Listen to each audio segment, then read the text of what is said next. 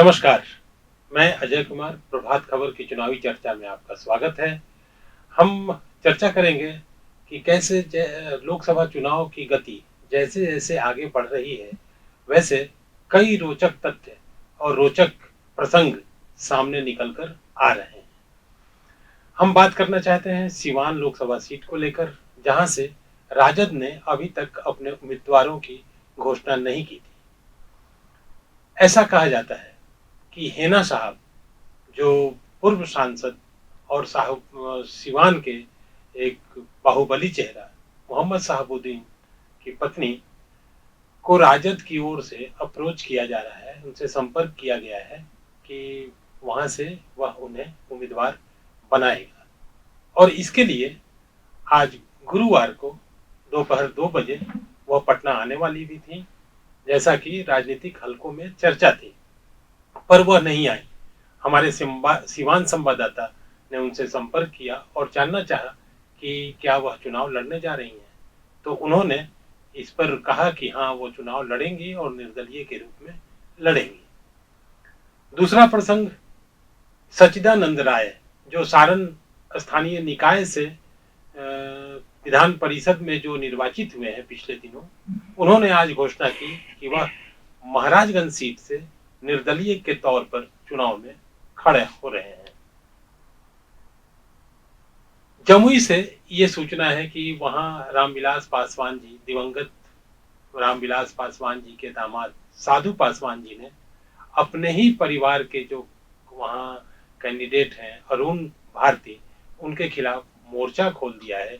और आज वहां तेजस्वी यादव की सभा में उन्होंने मंच साझा की और मंच से ही ऐलान किया कि आप यहां अरुण भारती जी को पराजित करने की दिशा में वोट दें। चौथी घटना अश्वनी चौबे जी को लेकर है। केंद्रीय मंत्री, बक्सर से सांसद, और जैसा कि आपको पता है, वहां से भाजपा ने इस बार श्री चौबे की जगह मिथिलेश तिवारी को अपना उम्मीदवार घोषित किया है। लेकिन इस मामले में ट्विस्ट तब आया जब चौबे जी ने कहा कि वह वहां से अपनी उम्मीदवारी को अभी भी वह मानते हैं कि चुनाव में वो खड़ा होने जा रहे हैं।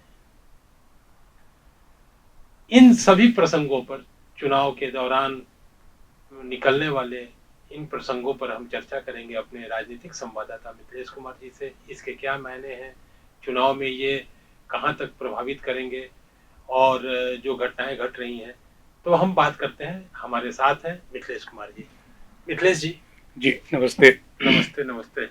हेना साहब जी ने ये कहा है कि वह निर्दलीय लड़ेंगी, लेकिन इसके पहले आज घटनाक्रम ये रहा कि दोपहर 2 बजे उनको पटना आना था और राजद अध्यक्ष लालू प्रसाद जी से उनकी मुलाकात होनी थी। उनके नहीं आने की वजह, और आप किस रूप में इसको देखते हैं? देखिए, जैसे जैसे चुनाव का दिन आगे बढ़ते जा रहा है, बड़ा रोचक मुकाबला की ओर हम बढ़ रहे हैं। बिहार का चुनाव जो है पहले भी देश और दुनिया में चर्चित रहा है, इस बार और भी गतिविधियां एकदम दिलचस्प होती जा रही है। हेना साहब इससे पहले 2014 और 2019 में राजद की उम्मीदवार रही थी, लेकिन सीवान से, लेकिन दोनों ही चुनावों में उनको जीत नहीं मिल पाई। इस बार राजद ने उम्मीदवार बदलने की, एक जो राजद में दो तबका चल रहा है, एक खेमा का कहना था कि हम हेना साहब को, हम लोग को साथ लेकर चलना चाहिए, जबकि दूसरा तबका का है कि हम उम्मीदवार बदल कर भी पार्टी देख सकती है। तो हेना साहब का इंतजार हो रहा है पार्टी में। लालू जी दोपहर 2 बजे तक इंतजार करते रहे। खबर आई कि हेना साहब अपने समर्थकों के साथ आने वाली हैं, लेकिन हेना साहब का जहां यहाँ इंतजार हो रहा था, वहां हेना साहब अपने गांव जो प्रतापपुर है सीवान जिले का, वहां ईद के अवसर पर लोगों से मिलते जुलते रही। और जब प्रभात खबर के संवाददाता ने उनसे पूछा कि आपका तो इंतजार हो रहा है, तो उन्होंने साफ शब्दों में कहा कि मैं राजनेता नहीं हूं जो अपनी जुबान को बदलती रहूं। मैंने एक बार नहीं, बार बार कह दिया कि मैं निर्दल लड़ूंगी और निर्दल ही लड़ूंगी। तो ये अब तय है कि अब हेना साहब राजद के खाते में शायद नहीं आ पाए और राजद को वहां अपना दूसरा उम्मीदवार जो कि हवा में है या चर्चा में है, अवध बिहारी चौधरी, उनके नाम पे मुहर लगा सकता है राजद। ये तस्वीर बनती दिख रही तो है। हिना साहब के राजद के खेमे से अलग होने का क्या असर पड़ सकता है सिवान और उस पूरे इलाके में, जो गोपालगंज है या छपरा सारण की सीट है? क्योंकि शहाबुद्दीन जब थे, जीवित थे, और वो राजद के साथ लगातार उनका एक तो राजद के वो चेहरा थे। शहाबुद्दीन कई बार सांसद रहे, इससे पहले विधायक भी रहे। वो राजद के एक चेहरा थे, मुस्लिम फेस थे वो, और उनके नहीं रहने पर वो उनकी विरासत हिना साहब संभाल रही है। लेकिन हिना साहब के नहीं रहने से राजद को पॉलिटिकली नुकसान तो दिखता है, क्योंकि एक दूसरा मुस्लिम चेहरा उनको एक निकालना होगा, उभारना होगा, और एक मैसेज ये जा सकता है, या राजनीतिक दलों में जो राजद के विरोधी पार्टियां हैं वो एक मैसेज दे सकती हैं कि आप शहाबुद्दीन की विधवा, उनके साथ भी पार्टी ने न्याय नहीं किया। तो एक ये खतरा है राजद के पास। लेकिन राजद में एक दूसरा भी है, दूसरा ये पक्ष है कि उनके पास और भी मुस्लिम लीडर्स हैं, अब्दुल बारी सिद्दीकी हैं, कई चेहरे ऐसे हैं जो राष्ट्रीय स्तर पर वो या राज्य के स्तर पर मुस्लिम फेस बन सकते हैं। तो ये एक खतरा तो है, तो उसकी भरपाई राजद अब कैसे करेगा वो लेकिन सीवान की सीट को लेकर हम लोग चर्चा कर रहे हैं मिथिलेश जी। वहाँ एनडीए की ओर से बीजेपी ने अपना प्रत्याशी दिया था पिछले के चुनाव में, जी जी, लेकिन इस बार वह सीट चली गई जदयू में। तो अब भाजपा और जदयू के बीच वो बदलने से, वो सीट बदल जाने से, पहले भाजपा के उम्मीदवार थे, अभी जदयू के हैं इस चुनाव में, तो इसका क्या असर पड़ सकता है? सिवान का जो टोपोग्राफी है या वहाँ जो जातीय समीकरण है, गोलबंदी है, वो यादव और मुस्लिम दो बड़ी जातियां हैं वहाँ, जो कभी साथ रही। ऊपर से तो साथ राजद के माई समीकरण का वो पार्ट है, लेकिन अब जमीनी हकीकत आप जानेंगे तो वहाँ पे दोनों में विरोधाभास भी है, कई जगहों पे, कई गांवों में, कई विधानसभा क्षेत्रों में। दूसरा जो है वहाँ कुशवाहा एक बड़ी बिरादरी है, जो जिसके भी अच्छे वोट हैं। तो 2014 के चुनाव में हम देखते हैं कि ओम प्रकाश यादव भाजपा के उम्मीदवार बने और वो चुनाव जीते भी। तो वहाँ उस समय में जदयू अलग थी 2014 के चुनाव में, लेकिन भाजपा ओम प्रकाश यादव को जीत मिली। 2019 के चुनाव में हम देखते हैं कि वो सीट आ गई जदयू के पास। बीजेपी और जदयू का टाई अप हुआ एनडीए में, फिर जदयू वापस लौट के आया और वो सीट मिली जदयू को। कविता सिंह पहली बार वहां पे जो विधायक थी, उनको पहली बार उम्मीदवार बनाया गया, जदयू ने बनाया और वो भारी मतों से जीती भी। इस बार जदयू ने उम्मीदवार बदला है और कुशवाहा बिरादरी के जो विजया लक्ष्मी कुशवाहा है, उनके पति रमेश कुशवाहा पूर्व विधायक भी रह चुके हैं, उनको टिकट दिया है। तो वहां एक लड़ाई जो है सामाजिक समीकरण के हिसाब से देखें तो जो बीजेपी या एनडीए का जो वोट बैंक है या जो जनाधार है, उसमें ये विजया लक्ष्मी कुशवाहा का एक प्लस बनता है, एक वोट उनका ऐड करेगा। तो वो अपने को एक सकारात्मक रूप से एनडीए देख रहा है इस उम्मीदवारी को। अगर सिवान में हिना साहब आती हैं तो वहाँ मुकाबला दो महिलाओं के बीच होगा, इसी तरह से जैसे शिवहर में हो रहा है। जी जी, लवली आनंद और रितु जायसवाल जी। हम आगे बढ़ते हैं मिथिलेश जी, और ये एक आज घटनाक्रम तेजी से बदला और उसमें सच्चिदानंद राय ने यह घोषणा की कि वह महाराजगंज से चुनाव लड़ेंगे। सच्चिदानंद राय विधान परिषद के सदस्य हैं और उनके अब चुनाव मैदान में आने की घोषणा से, या अगर अपनी उम्मीदवारी वह देते हैं, क्या कुछ असर पड़ सकता है? सच्चिदानंद राय एक तो विधान परिषद के वो सदस्य हैं, लोकल बॉडी जो स्थानीय प्राधिकार की सीटें होती है उनसे चुन के आए हैं। इससे पहले वो जदयू में भी थे और भाजपा से भी निकट उनका संबंध रहा है। वो आईआईटी खड़गपुर के ग्रेजुएट हैं और कई सारी उनकी कंपनियां हैं। सिवान से और छपरा के बीच में महाराजगंज की एक सीट है, उस सीट पे उन्होंने आज दावा किया कि वो निर्दलीय चुनाव लड़ेंगे। इसके पहले जो सूत्र हमारे संपर्क के लोग बताते हैं कि वो उनकी कोशिश महाराजगंज महागठबंधन में कांग्रेस के खाते में गई है सीट, तो उन्होंने कांग्रेस से भी ट्राई किया होगा, ऐसी सूचना है। लेकिन कांग्रेस से या कहीं से जब वो बात नहीं बनी तो आज उन्होंने प्रेस कॉन्फ्रेंस करके निर्दलीय चुनाव लड़ने की घोषणा की है। महाराजगंज की सीट पिछले 2-3 चुनावों से हम देख रहे हैं कि वो भाजपा के पास है। जनार्दन सिंह सिगरीवाल 2014 में भी जीते और 19 में भी जीते। 2014 की बात करें तो वहां राजद ने रणधीर सिंह को उम्मीदवार बनाया था 2019 में। 14 में उनके पिता थे प्रभुनाथ सिंह, वो राजद से उम्मीदवार बने थे, और 2019 में साधु यादव भी चुनाव वहां लड़े। तो वहां त्रिकोणात्मक संघर्ष बनाने की कोशिश करते हैं, लेकिन ऐसा बन नहीं पाया, बहुत ही मार्जिन वोट रहा, मुकाबला आमने सामने का ही रहा। तो इस बार सच्चिदानंद राय क्या कोशिश कर पाते हैं, वोट उनको कितना मिल पाता है, ये अब देखने की बात है।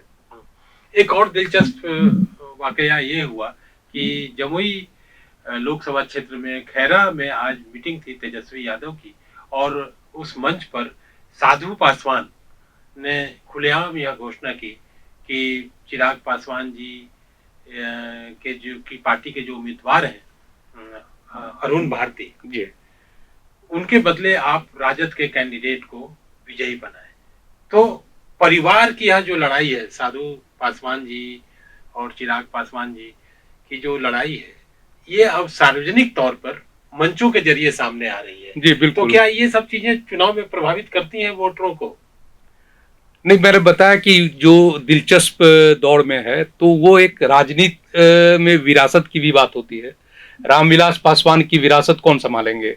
अब उनके 3 दामाद हैं। 2 पहले रामविलास पासवान की दर्शकों को मालूम है, हम जानते हैं, हम लोग सब कोई, कि उनकी 2 शादियां हुई। पहले ही जो शादी हुई उनसे उनके 2 दामाद हैं। तो साधु पासवान पहले पत्नी के ही दामाद हैं वो, और वो राजद में है, शुरू से राजद में है। उनका नाता रिश्ता राजनीतिक रूप से हो या वो चिराग पासवान से चुनाव भी लड़ चुके हैं जी बिल्कुल बिल्कुल, और उनका नाता रिश्ता राजनीतिक रूप से चिराग पासवान से अलग रहा है। तो आज जमुई में जो सभा हुई, जमुई में आपको पता होगा कि चिराग पासवान ने अपने दूसरे बहनोई, जो अपने सगे बहनोई हैं, अरुण भारती, उनको उम्मीदवार बनाया है। और साधु पासवान की जो राजनीतिक पक्षता है वो आरजेडी के उम्मीदवार के साथ है, अर्चना रविदास के साथ है। तो उन्होंने खुलकर कहा कि भाई हम तो बहनोई हैं असली वाले, और ये जो बहनोई है ऑस्ट्रेलिया वाले। और एक फिल्मी गाना भी उन्होंने सुनाया कि परदेशियों से आंखियां मिलाना। तो इस दौर में जनता को लुभाने का, अपनी बात रखने का एक नया लोगों का मुकाबला, रोचक एक दृश्य भी बन रहा है। लोग भी आनंद ले रहे हैं, लोग भी आनंद ले रहे हैं इन सब चीजों का चुनाव मैदान में। जी बिल्कुल। जो ये आगे बढ़ते हैं मिथिलेश जी, और अश्विनी चौबे जी पर हम लोग बात करना चाहते हैं। बक्सर लोकसभा की सीट से, जहां से ये सांसद भी हैं और केंद्र में मंत्री भी। तो इनका एक वीडियो भी वायरल हो रहा है जिसमें वो कह रहे हैं कि अभी तो उम्मीदवारी मेरी बाकी है, और नामांकन की तारीख भी अभी काफी आगे है, अभी आगे है। तो ऐसे में आपको यह नहीं समझना चाहिए कि हम वहां से उम्मीदवार नहीं है, जबकि भाजपा ने अपने उम्मीदवार को घोषित कर दिया है। मिथिलेश तिवारी गोपालगंज के रहने वाले हैं, तो उनको अपना उम्मीदवार बनाया है। तो क्या अश्विनी चौबे जी को अभी भी लगता है कि हम वहां उम्मीदवार, अपनी दावेदारी या उम्मीदवारी हो सकती है? ऐसा राजनीति संभावनाओं का खेल है, कुछ भी हो सकता है। नामांकन अभी देरी है, 1 जून को चुनाव होना है, उसी आसपास में वहां नामांकन की जो हमारे पास जो सूचना है वो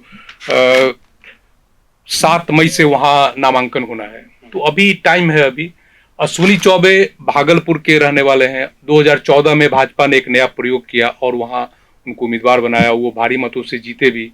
राजद के जगदानंद सिंह को उन्होंने पराजित किया। 2019 के चुनाव में भी वो उम्मीदवार बने, जीते, केंद्र में मंत्री बने। इस बार पार्टी ने एक युवा चेहरा मिथिलेश तिवारी को वहां से उम्मीदवार बनाया है। तो नाराजगी आप कह सकते हैं। अभी 3 दिन पहले वो लोकनायक जयप्रकाश नारायण के आवास, जो उनका कदम कुआं में पटना में है, वहां गए और वहां पे उन्होंने अपनी दुख पीड़ा व्यक्त की, जो आज वायरल हो रहा है। कि वो मैं अभी प्रभात खबर या हम लोग उस वायरल की पुष्टि नहीं करते हम, लेकिन जो वायरल हो रहा है उसमें उन्होंने कहा है कि अभी नामांकन बहुत लंबा है, अभी समय है, और बक्सर में मैं ही हूँ, मैं ही हूँ। तो इसका राजनीतिक किसी वो सोच के या किस उम्मीद से वो कह रहे हैं, वो अश्विनी चौबे खुद क्लियर कर सकते हैं। लेकिन मुझे जहां तक लगता है कि एक बार जब फैसला हो गया, पार्टी की चुनाव कमेटी ने प्रधानमंत्री की अध्यक्षता में, भारतीय जनता पार्टी के राष्ट्रीय अध्यक्ष की अध्यक्षता में जब फैसला हो गया, तो उम्मीद कम ही दिखती है। लेकिन किसी उम्मीद से ही अश्विनी चौबे कह रहे हैं, और इससे पार्टी की जो एक भीतर लोकतांत्रिक प्रक्रिया होने की बात कही जाती है, वो ऐसा दिखता, मतलब वो उसके परे है कि एक और जब पार्टी ने घोषणा कर दी उम्मीदवार की, तो फिर चौबे जी वो कह रहे हैं, तो एक मैसेज एक गलत, या पब्लिक में या मतदाताओं में एक भ्रम सी स्थिति है, जा सकती है जी। मिथिलेश जी। यहाँ प्रधानमंत्री का दौरा हो चुका, जो फर्स्ट फेज में इलेक्शन जहाँ होना है जी वहाँ प्रधानमंत्री आ चुके हैं, नीतीश जी की सभा हो चुकी है, लेकिन इंडिया की ओर से अभी तक कोई बड़ा चेहरा, या इंडिया में सबसे बड़े दल कांग्रेस की ओर से कोई बड़ा चेहरा अब तक बिहार नहीं आ पाया है। तो इस मोर्चे पर क्या कांग्रेस ने पूरी तरह से मान लिया है कि वहाँ बिहार में जो कुछ भी होगा वो हमारे गठबंधन के जो दूसरे घटक दल के नेता हैं वही करेंगे, या आने वाले भी हैं कोई बड़े नेता? जी सही है, कमोबेश स्थिति तो ऐसी ही है। अब बिहार में महागठबंधन में सबसे बड़ी पार्टी राजद है, तो राजद के नेताओं का या पॉलिटिकल थिंक टैंक जो है उनकी ऐसी मंशा होती है या रही होगी कि कांग्रेस बिहार में लीड करे तो राजद लीड करे, और पहले चरण में जो सीटें हैं वो उसमें कांग्रेस की एक भी सीट नहीं है, राजद की सीटें हैं। दूसरे चरण में 3 सीटें भागलपुर, कटिहार और किशनगंज, ये कांग्रेस की सीटें हैं। तो अभी हमारे जो संपर्क सूत्र बता रहे हैं कि राहुल गांधी के आने के कार्यक्रम को अंतिम रूप दिया जा रहा है, और 19-20 को वो किशनगंज, कटिहार और भागलपुर में सभा करेंगे। माने 2 दिन? 2 दिन। अच्छा, तो उनका ये कार्यक्रम है, लेकिन ये तय है कि कांग्रेस यहाँ लीडरशिप की भूमिका में नहीं रहेगी। लीडरशिप चाहे साझा चुनाव प्रचार का हो, चाहे कैंडिडेचर का हो, वो राजद के ही हाथ में रहेगा, और राजद के भरोसे ही कांग्रेस को ऐसा दिख रहा है कि वो चलना पड़ेगा आने वाले चरण में भी। तो मिथिलेश जी, हम लोग जैसे धीरे धीरे आगे की ओर बढ़ रहे हैं, फर्स्ट फेज और सेकेंड फेज में चुनाव की जो प्रक्रिया है नामांकन दाखिल करने की और नाम वापसी वगैरह की, वो तो हो गई है। अब थर्ड फेज में हम लोग प्रवेश कर रहे हैं, तो उन सीटों के बारे में और उसके विस्तृत नॉमिनेशन वगैरह कब से है, इसके बारे में भी हम लोग चर्चा करेंगे। जी सही कहा आपने, तीसरा फेज जो है वो 7 मई को चुनाव होना है, और 5 सीटें हैं उसमें। एक झंझारपुर, मिथिलांचल का झंझारपुर, सुपौल, अररिया, मधेपुरा और खगड़िया। तो इसमें एनडीए ने भी अपनी सीटें क्लियर कर दी है, और जो झंझारपुर का सीट है महागठबंधन में, वो सीट गया है वीआईपी को। तो झंझारपुर की सीट पे अभी उम्मीदवार तय नहीं हुआ है। जहां तक एनडीए की बात है तो झंझारपुर में जदयू का वो सिटिंग सीट है, और रामप्रीत मंडल वहां से मौजूदा उम्मीदवार भी हैं और सांसद भी हैं। सुपौल में हम देखें तो दिलेश्वर कामत जदयू के जो सांसद हैं वही उम्मीदवार भी हैं और मौजूदा सांसद भी हैं। अररिया भाजपा की सीट है, वहां से प्रदीप सिंह सांसद भी हैं और उम्मीदवार भी हैं। मधेपुरा से दिनेश चंद्र यादव जदयू के सांसद भी हैं और उम्मीदवार भी हैं। खगड़िया की जो सीट है उसमें लोजपा रामविलास ने इस बार एक राजेश वर्मा नया प्रयोग किया है, उसने नया उम्मीदवार दिया है राजेश वर्मा को। ये भागलपुर के कारोबारी हैं, वो उम्मीदवार हैं।